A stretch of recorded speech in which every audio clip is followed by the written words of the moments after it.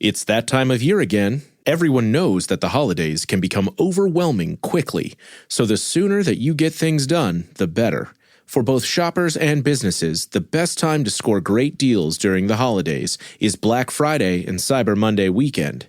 And that's why you need Shopify.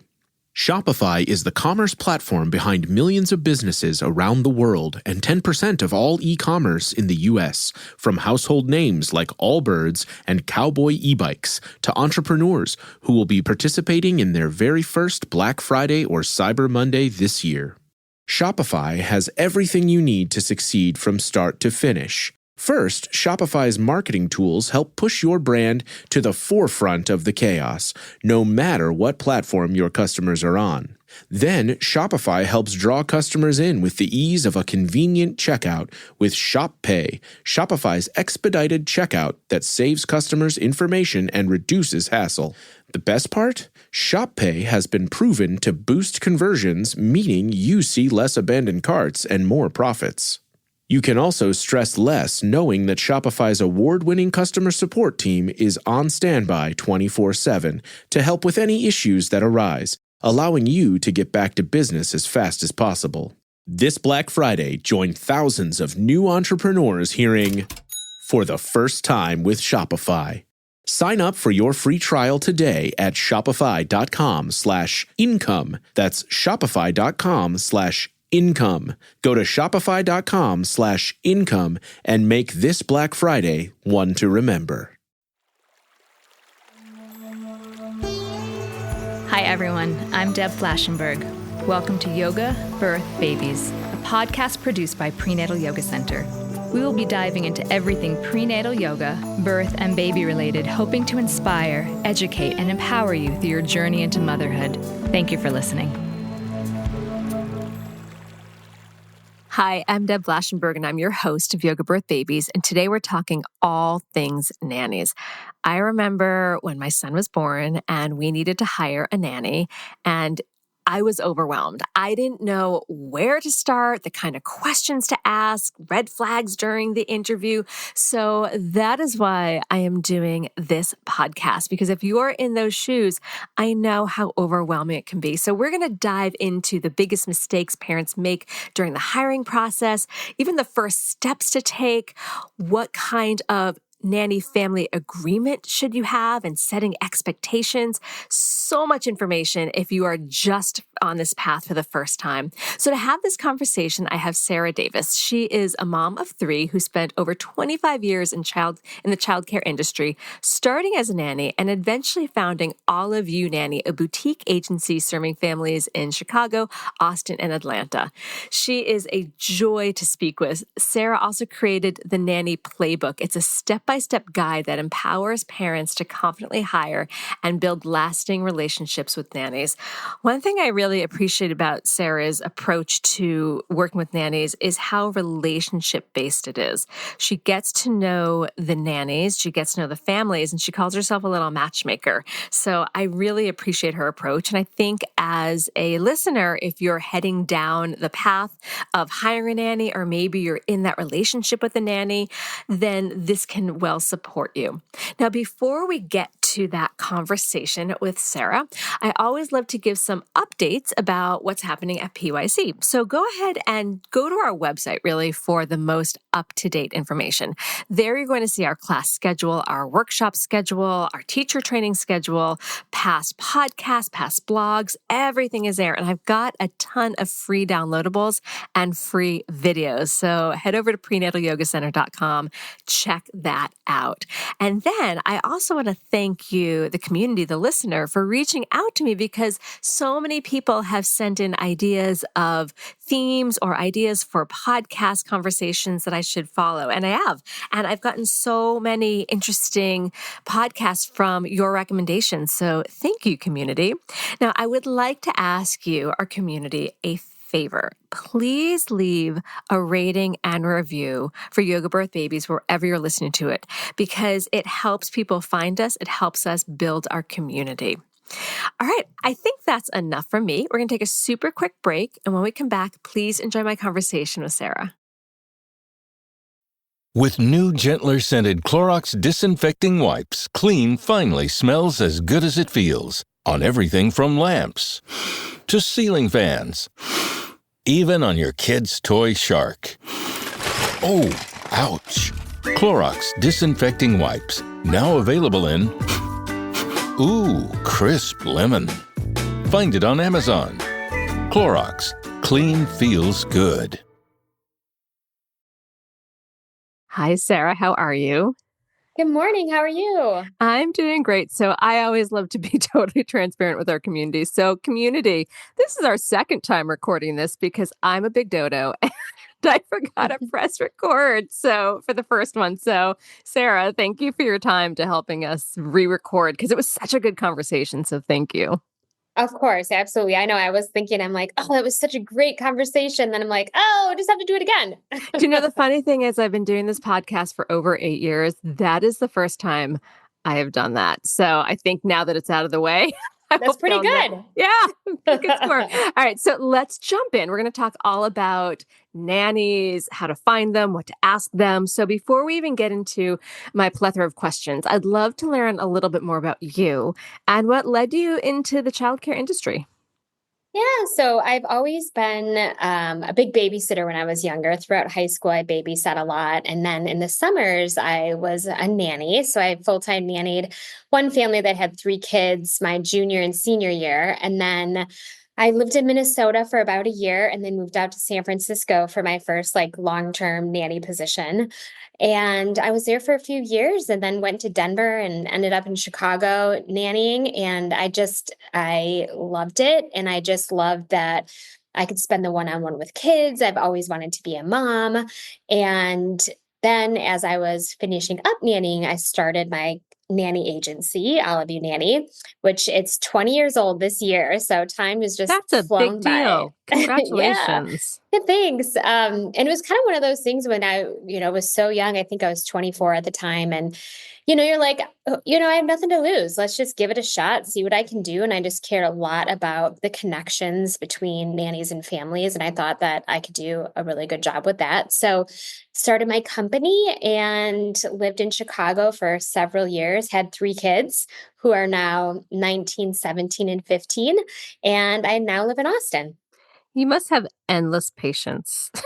I just think because I have 2 kids and while I love being with them, I do find sometimes my patience gets a little fried. And then to choose as your job to be a nanny, I think it takes a very special person that has a certain disposition. So For sure. Yeah. And I was never a nanny while I was a mom. So I kind of, let the reins go of being a nanny. And then I was immediately a mom right after that. And one thing I remember, which is just sort of funny, is I had my oldest and he was about 2 weeks old and I brought him to Nordstrom. I put the stroller in the car, went to Nordstrom, and I was like, this is just really crazy because being a nanny, you do everything right. You do what you're told. You don't go to Nordstrom. And I was pushing around this stroller like, oh my gosh, this freedom with a baby is like insane. So in a way, it almost felt easier and more natural. I mean, of course, the sleepless nights and breastfeeding, that's a whole another topic.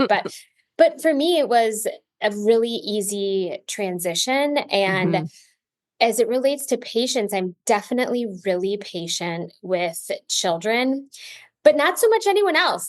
I'm just really good with any age, any child. But sometimes as it relates to people my age, I'm like, oh my gosh, why don't you just get it? And they're like, I'd rather be hanging with the kids. I honestly would. All right, so let's talk a little bit about some of the basics. So someone that is new to the idea of hiring a nanny, what's the very first step you recommend they take? Yeah, so I would definitely sit down and really think about what kind of role you want this person to have in your family. So sitting down with your partner, husband, wife, and really talking about expectations. So what do you see this person doing in this role, whether it's, helping around the house a little bit, or maybe not, or maybe you guys are just not, you don't like to prep dinner or anything like that. So thinking about that side of things in terms of the household, but then of course you want to make sure that you find somebody who's going to be an awesome fit, whether you have a new baby or a couple of kiddos, they're school age kiddos, just really sitting down and making a list of those expectations. And then also what you want this person to be like what kind of qualifications do you have around this person? Do you want this person to speak another language? Do you want this person to be educated? So really just sitting down and kind of making a roadmap of what the possibilities are and what is really important to you. And just a note on that too, some families will give a long list of these are our 100% must-haves. It's like you can't have it all. So you got to kind of put that in order of, top what's most important to you, whether that be your child learning Spanish or, something like that, and then kind of going down from there. It's like when I tell my students about talking about their birth preferences, not everything can be a priority. Like you have to go down Yep. the list. And then is there I guess this might just be really about the relationship between the parents and the nanny. Is there kind of typical tasks or is there anything kind of beyond the ask that you're like, oh, that's kind of weird? That's a good question. The typical things are anything to do with the kids. So if it's their laundry, if it's making them meals, if it's washing their bedding, anything kiddo related, that is the nanny's job. I've seen over the years now, really kind of post COVID, house manager roles are really big. And so this person will have many, many other things to be doing in the home, whether that's scheduling appointments, running errands, actually making Like dinner. scheduling the parent, not the parent, like the kids' appointment, like doctor's appointments? Well, doctor's appointments, but then also if there's anything that needs to be done in terms of the house. So like if they need to call a plumber or Oh. if they need to, that kind of falls in the house manager role where it's like literally managing the house. But that's a different role than being a nanny. The nanny role is really strictly kiddo related. That makes a lot of sense. All right. So let's talk biggest mistakes parents make during the hiring process. What have you noticed? Oh, I would say really do your due diligence. There's a lot of networks online, lots of groups online for parents and nannies. And just because you read something online that says, oh my gosh, we recommend our nanny, she's the best nanny ever, don't just jump in and hire this person. Make sure you do the reference checks, do a background check, making sure that this person comes over for a trial day to see if they're really a good fit. Sometimes I get, not so much me because I'm an agency. So nannies won't even come to me if they're lying about anything because I'm going to find out. And parents, because you don't do this all the time, you don't really know. But sometimes nannies will give a fake reference. And so really having those questions of, asking the references, many, many different things about this nanny, it's going to be really, really important. And also, just because your neighbor has a nanny that they love doesn't always mean that person's a great fit for you. So really figuring out what that chemistry looks like and making sure you have a gut feeling of, yes, I can see this person in my home for the next couple of years. All right, that kind of leads me to a couple follow-up questions. So you said something about the references.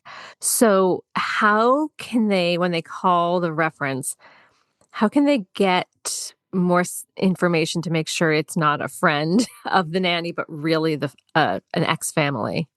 Yes, open-ended questions. And I never ask a yes or no question. I just leave it very open-ended, and I want the reference just to talk. And if they're not very talkative, I'll ask another question where they need to give me more information. So questions like, tell me what the daily routine looks like, and tell me, was this nanny great with this age of your kiddo or this age? Which one was the nanny better with? Just questions that, a nanny friend wouldn't have the answers to. Mm, that makes a lot of sense. So also you talked about having the nanny in your house.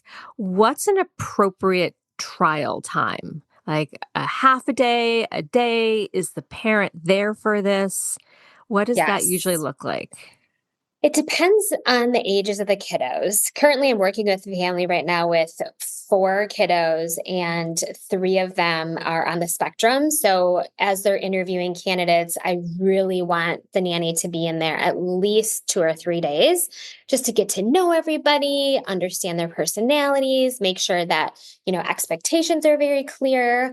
But if you have, let's say, one newborn little baby, I think honestly, a couple of hours is fine because the nanny's going to come in, hold the baby, give the baby a bottle, change a diaper. Like for you to see all of those things and make sure that this person is just a natural, that's really what you're going to be looking for if you've already done your due diligence with calling references, background check, things like that.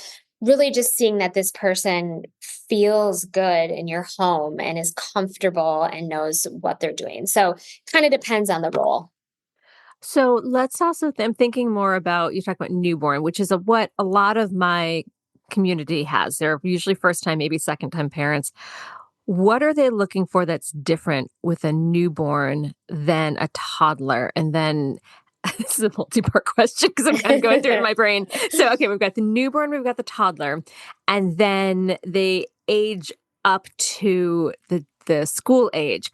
How is that looking different? What kind of question? This is a big question. I have so many parts to it. I like it. Okay, so then what kind of questions are they asking the nanny? Because those are different needs. That is 100% right. And sometimes families can end up hiring somebody who's like great all throughout the years. And that is like, amazing. Doesn't happen all the time, but great when it does happen.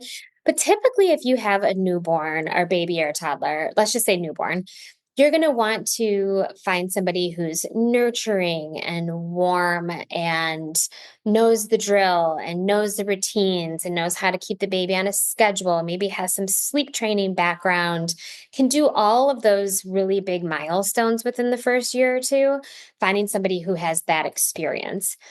If you have a newborn and a toddler, you're going to want to make sure that you have somebody or you hire somebody that has worked with a newborn and a toddler. So there's going to be no surprises. They know the drill. They know exactly what's going on. They can multitask wearing a baby or pushing a baby in the stroller and having a 2-year-old and kind of, figuring out that dynamic.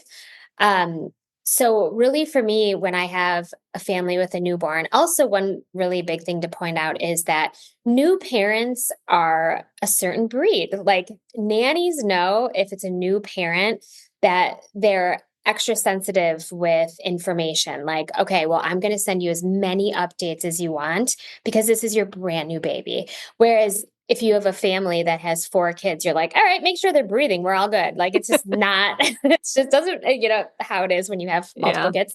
But, finding someone who's just super patient and also somebody who's really great at giving advice and guidance, but somebody who's not going to be telling you what to do because you're new parents, you're navigating. So it's great to have somebody who can, give you some guidance and tell you, oh, I've done this before and this worked really well and this didn't. And like every baby's different.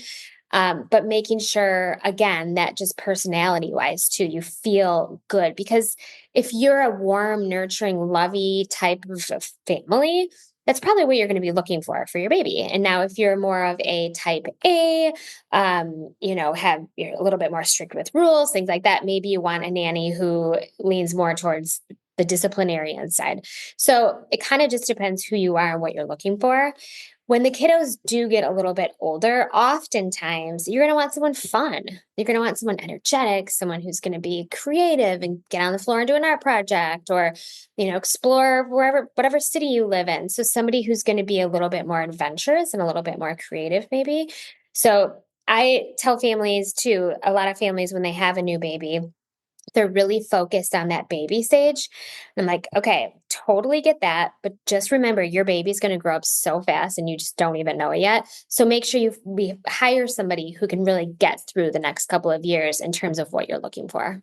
Is there a typical range that people tend to keep a nanny? I tend to see on all these Facebook groups around July, August. Oh, we decided my kid's going to do aftercare and before care. We no longer need our nanny, and as they transition into kindergarten, that could just be New York. But I'm curious, kind of, across the US, because you serve several different cities, are you seeing kind of that 0 to 5, or do you often see continuing through school age, or maybe that's just too open of a question? No, that's great. Typically, I'm going to say the average is probably 2 years. And Okay. it's interesting too, because it's the kind of industry that it just changes for nannies constantly, and they're constantly looking for a new job.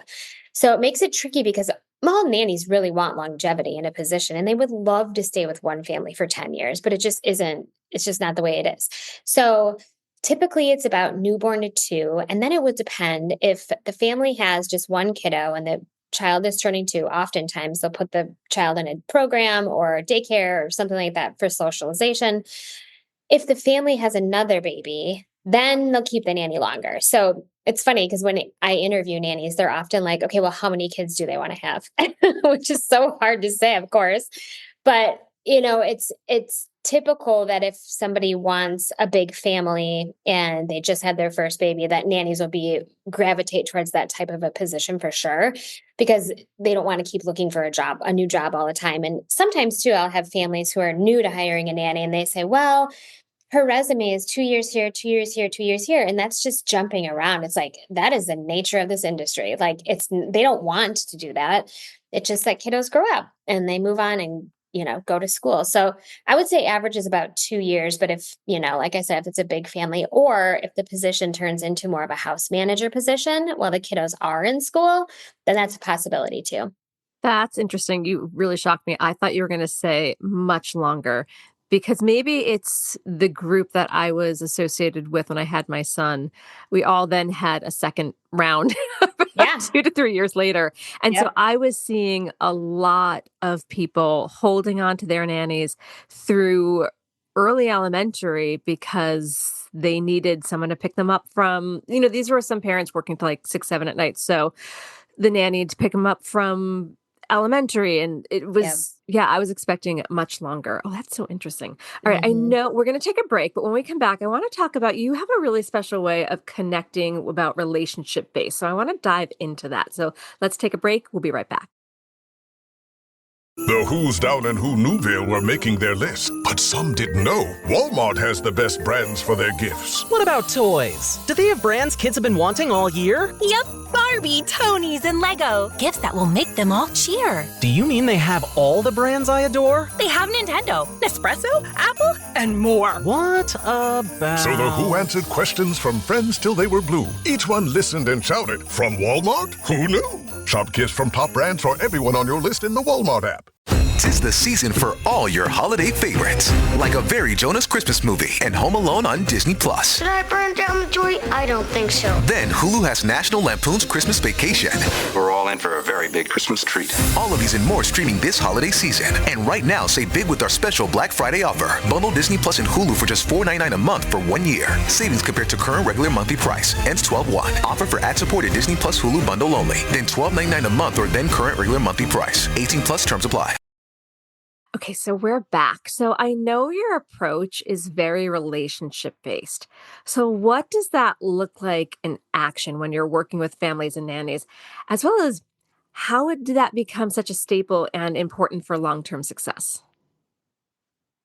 Yes, and that's really sort of why I started this company, was really that matching part of it. So I tell people all the time, like, I'm just a matchmaker. That's just, I read people's personalities for a living.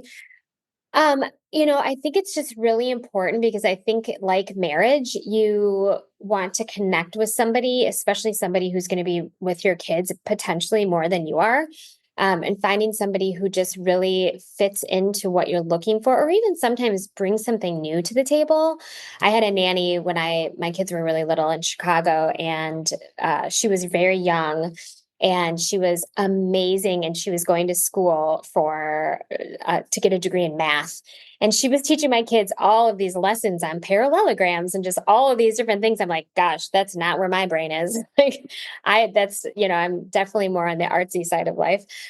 So finding somebody that you just have that gut feeling of, like somebody, and I tell all my families too, I'm going to send you a couple of candidates. They're all extremely qualified, amazing, fantastic references. And I love them for a certain reason. And even as I'm interviewing nannies, I always have my notebook of, writing down notes. And it's funny to look back sometimes because some of the words I use, like outstanding, so smart, creative, all these things. But it's really about that gut feeling when somebody comes into your home and sits down with you where you're kind of at ease, like it just feels natural. It feels like this person could really grow with your family. And I think even if somebody comes in with an amazing resume and has 20 years of nanny experience, obviously the experience is super important, but I believe that it's just really more about the connection. I mean, of course, you have to have the experience, but it's about the connection that's really going to make the relationship last long, because you're a team and you're going to be working as a team and you're going to see this person all the time. They're going to know more about your family than you're going to even want them to know. So making sure that you just have that gut instinct, I think, is just one of the biggest pieces of advice that I could give when like hiring a new person. I totally agree. It is such an intimate relationship because they're in your space. I remember when we were living in the city, our first apartment was maybe 550 square feet. It was one bedroom, and our nanny was there, and I was there a fair amount. And I mean, she got to know me. I got to know her. But I remember when we were picking nannies, the one that we ended up with, her name was Molly. I just, like you said, at ease. She was maybe a hair younger than me. And I mean, not a hair, she's probably a good like 8 years younger than me. But we really just connected. Our backgrounds were similar. And I just liked her. She didn't have the extensive background that some of the others did, but some of the others I felt like I was performing for, I was auditioning for them. And I felt uneasy. I'm like, oh, did they like me? Did they like me? Are they going to want to work with us? And my husband's like, that's not how it should be. So I totally hear you. But yeah, it is a very intimate space, especially if you're in a small apartment. All right. So speaking of which, that kind of leads me into making sure communication is open. So what are some ways that families can make sure from the get-go they have a strong foundation for open communication with their nanny? Because it is such a tight-knit group, the nanny, the parents, all in one space. Yes, it really is. I mean, and you just learn so much about each other, more, like I said, more than you would have ever imagined. But I think right from the get-go, because you don't know each other yet. So you want to make sure that you have a contract. We have a 8-page contract that we use, and it just goes over every possible topic that could come up. So even just starting the relationship off, going through that together is just going to strengthen that communication. Like, let's talk about this. Let's talk about, no screen time. Let's talk about protocols for COVID. Let's talk about, what expectations are around sending us photos during the day or keeping a log. Or so really right off the bat, I think really walking through a robust contract is a really good idea, just because it will bring up different topics that you should have conversations about. I also think it's really, really important that you sit down with your nanny, whether it's monthly or quarterly, and really sit down with no kiddos around and just chat about how things are going. And it can be a scheduled chat so that it's coming, and it's kind of like a feedback chat. So, okay, here's all the great things that are going on, and the kids are thriving and learning to read and all these things. And then maybe it's like, okay, well, maybe we could work on this, or, kind of give some good feedback. Also, it's great for the nanny to be able to give that feedback. So if you're 10 minutes late every single day coming home from work, your nanny can voice that too. And like, hey, you know what? I notice you guys are always 10 minutes late.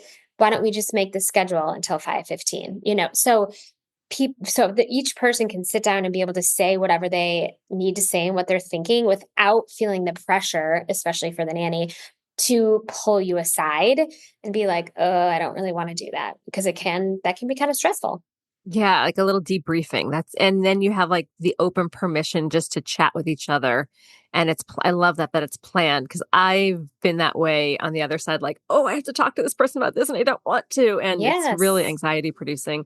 So I know we talked about some big mistakes parents make in the hiring. Are there any special red flags during the interview or trial period? I know we talked about the calls, the references, but is there anything the parents should keep an eye out while they're, or the nanny should notice as well? I think it probably goes both ways during the trial and interview process.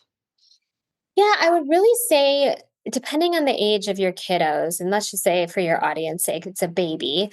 You just want to, it's hard because your baby's little and your baby can't give you any feedback, and you can't really gauge that on how much your baby likes the nanny. Whereas if for the 2-year-old, if they're like coloring on the floor together, immediately you're like, wow, that's an awesome connection right off the bat.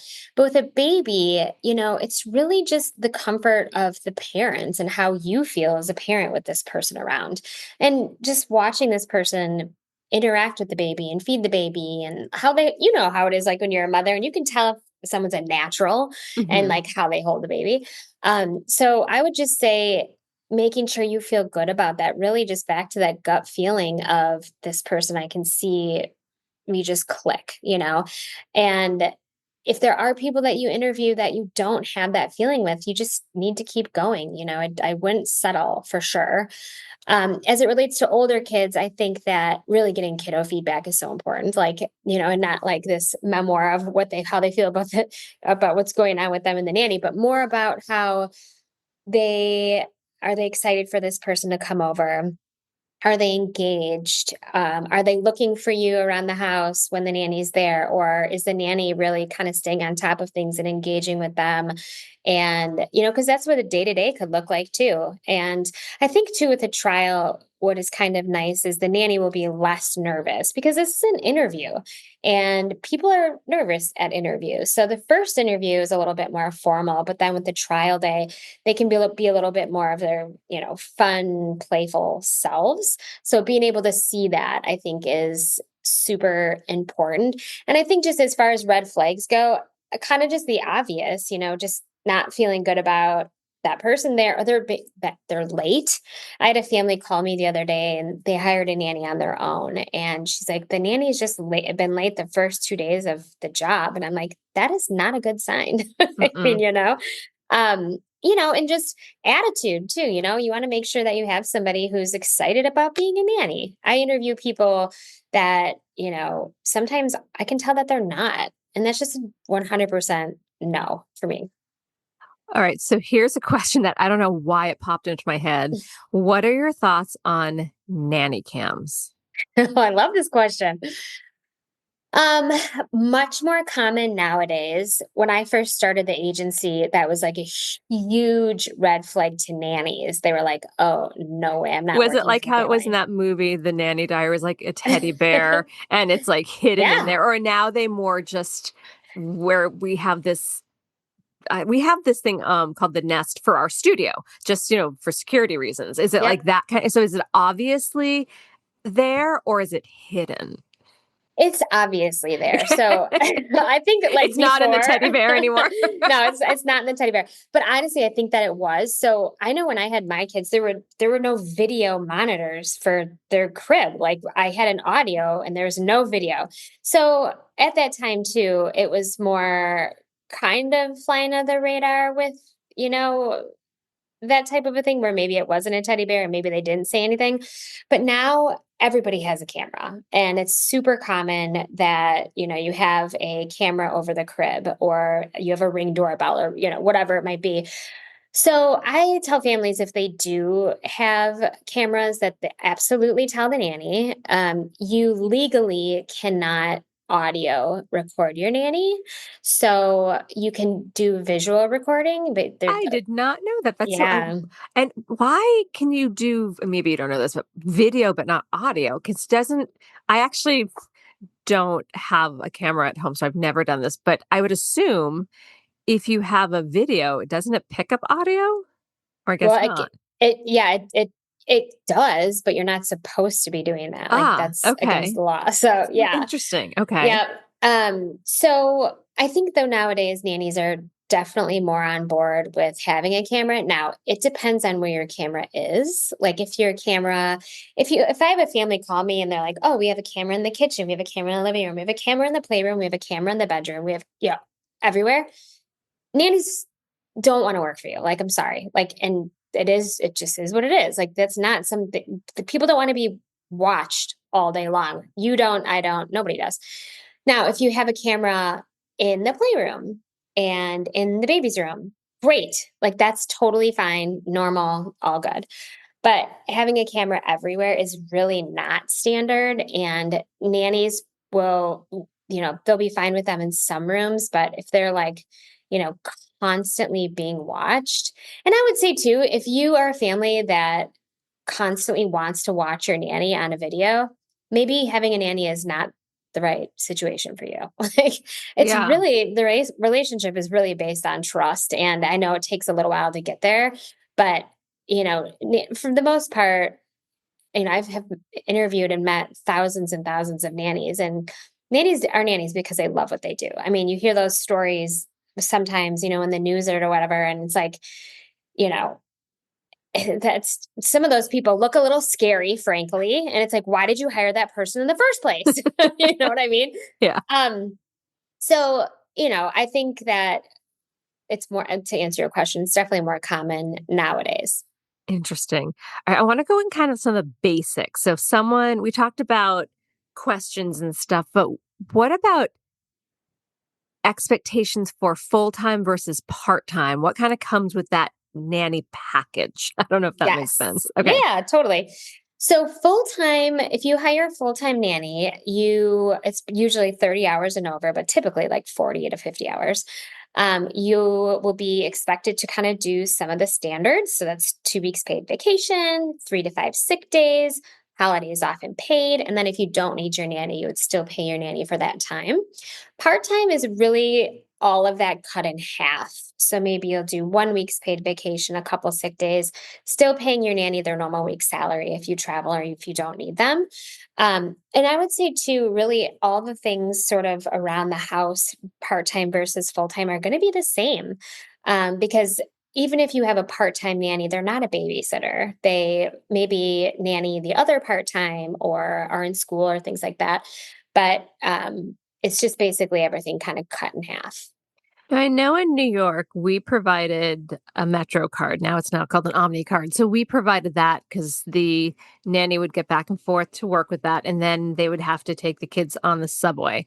So what about in the suburbs? Do the nannies use their own car? I know I have friends that have had au pairs, and they provide the au pair, usually because they're out of the country, of country. So what is the idea if you have a nanny and they have to drive the kids around? Whose car are they driving?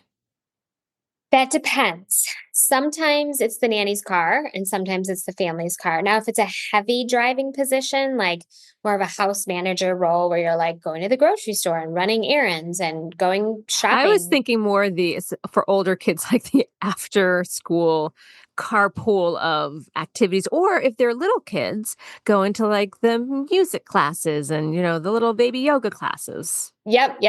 Same. Kind of just depends. Some families, we'll say we have a car we can provide. And then some families, are like, we need a nanny with a car. Typically, though, if they're younger kiddos, they will either have a car. So the nanny will drive their car just for safety reasons, too, like installing the car seat and make sure it's done properly. And so a lot of times the nanny will use the family car. And then if you're in the city, I love when families will get their nanny a train pass because I just think it's so helpful. And even just beneficial for the nanny to have that taken care of. For them to get to work is like such a bonus. And oftentimes I'm like, hey, maybe if you want to buy them an L pass for Chicago, then, that's a little kind of icing on the cake of the offer. So yeah, it kind of just depends. And a lot of families with babies or even toddlers don't necessarily require driving in the city just because everything is pretty close by. That's really helpful. I think it really does help to hear all of the beyond the hourly pay that families should expect because, so they're prepared for that when they have that conversation. So this is something, as I wrote this question, it's because of myself. I will just out myself and say that I often felt a little guilty when I was home doing just work on my computer and the nanny was playing with my kids. I'm like, I am home. I could be doing the work later. I should be playing with my kids. I felt really guilty. And what's your advice for families who may struggle with that guilt or just feel uncertain around hiring outside help? Yes, I deal with that a lot with new parents, especially moms that are on maternity leave and they're like, "Oh my gosh, I have to go back to work." I'm like, you know, of course that mom guilt is a real thing and I think every mom feels that at some point or forever. Like I still feel that way even though my kids are teenagers. I'm like, "Oh, I'm not home tonight. I'm going out to dinner with a friend, but I feel bad." It's like, "Why do I feel bad?" Um, but I would say, you know, pre-child, you had your own life and you worked and you had this life that you built up and a career that you've built up. And, going back to that is not always, a bad thing. It's a good thing because for my kids anyways, I've always worked since they've been around and they see me working all the time. And now that they're older, they're like, Mom, we're really proud of you. Like and I'm a single mom and they're like, we're so proud of you. You work so hard. And like, we're just so thankful to have you as a role model. So like, I tell parents that, I'm like, just because you're going back to work does not make you a parent that doesn't want to be around. In fact, I think it's really the opposite. I think it makes you a better parent. And I tell new moms this all the time. Like the quality time that you're going to have with your child is going to be quality time where, if you're with your kiddos all day long, you might not appreciate every single second you're with them. But when you are working and you come back home, or you're done working for the day and you spend that quality time with them, it's quality time. And to be present with that and to soak up all of that, then you're kind of living the best of both worlds. And I think that, you can stay in your career and be an adult and have friends and do all the things and also be an awesome parent at the same time. I really like that.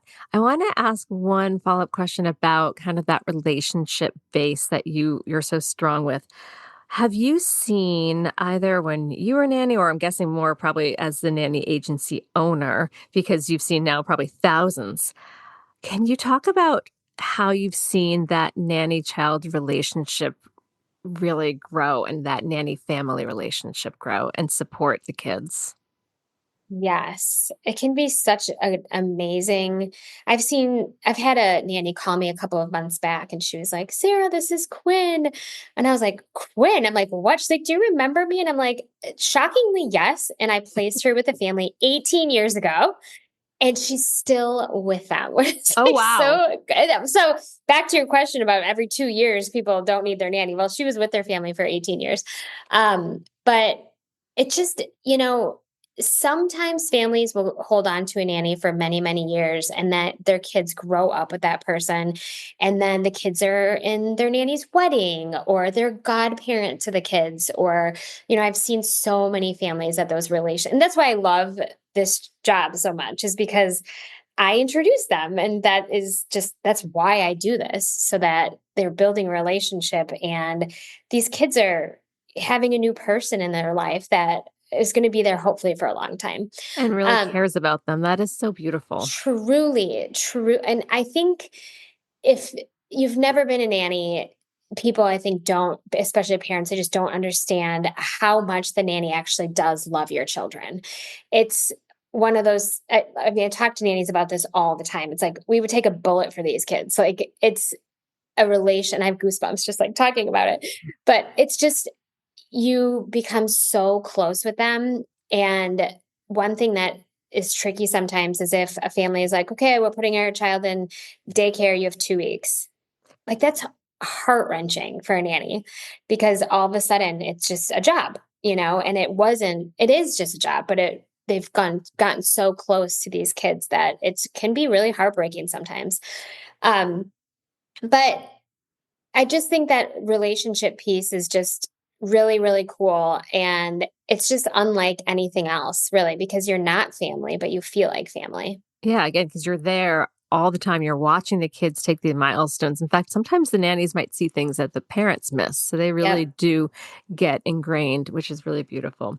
Okay, we're going to take one more quick break. And when we come back, what is one final tip or piece of advice you'd like to offer new and expectant parents? We'll be right back.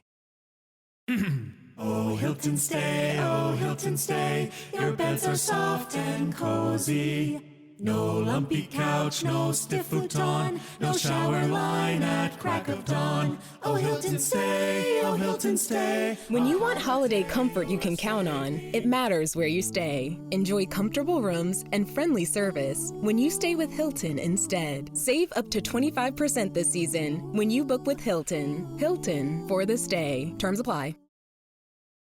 We're back. So what is one final tip or piece of advice you'd like to offer new and expectant parents? It can be anything from yourself as a parent to working with nannies and kids, whatever you want to throw at us.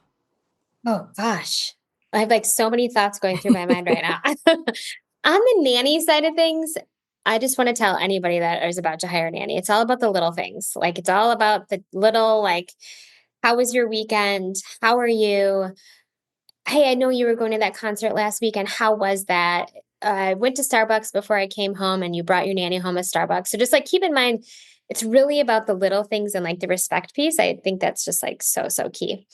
As it relates to new parents, it's just so cliche to say, but now that my kids are my middle child's going off to college soon, it just really goes by so fast. So just be as present as possible, which I know can be hard because life moves so quickly, but, really sitting down and being present and turning your phone off and not worrying about, every single little thing all the time, but just like soaking it in. I feel like that's so lame, but it's just so true. It is so true. My son starts high school this year and I had this panic. I'm like, oh my goodness. In 4 years, he's out of the house. And I'm like, okay, suck it in, like, take it in. Don't try to rush through things. Like, I totally get that.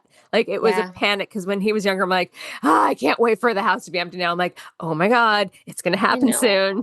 So it's such a real thing. My daughter, she's applying to colleges right now. She's in her senior year. And I told her, and she really wants to go to Santa Barbara. So I told her. I mean, Santa Barbara. I mean, hey, I get it. That's what I told her. I was like, I'm going to get a studio apartment. I'm going to come and visit you like once or twice a month. And I'm like, are you cool with that? And she's like, Mom, absolutely. Like, I would love nothing more. So I'm like, great, done. Oh, I hope that works for you. Me too. And then I'll let you know when I'm coming to visit too. Perfect. All right, so where can people find your work? Yeah, so we just launched what is called Nanny Playbook. And kind of like a lot of the stuff that we talked about, there's contract in there, there's reference questions, there's industry standards, and just tons and tons of information if you're going to do the search yourself. So if you're like, we're going to look for a nanny ourselves, we have friends who can, refer people to us, or we're on this parent group, that's awesome. This is sort of the building blocks to get there to make sure that you're doing it all kind of just like correctly and in order. So that's nannyplaybook.com. And then my agency is oliveyounanny.com. And we're also on Instagram and all the things too. Well, I'll make sure that is all in the show notes. Sarah, thank you so much for your time. Of course. Thanks, Deb. This has been an episode of Yoga Birth Babies, produced by Prenatal Yoga Center. You can catch us on Facebook, Twitter, Instagram, and Periscope. I'm Deb Flaschenberg. Thanks for listening. Hey, Ryan Reynolds here, wishing you a very happy half-off holiday, because right now Mint Mobile is offering you the gift of 50% off unlimited. To be clear, that's half price, not half the service. Mint is still premium unlimited wireless for a great price. So that means a half day, yeah? Give it a try at mintmobile.com/switch. Upfront payment of $45 for 3-month plan, equivalent to $15 per month required. New customer offer for first 3 months only. Speed slow after 35 gigabytes if network's busy. Taxes and fees extra. See mintmobile.com.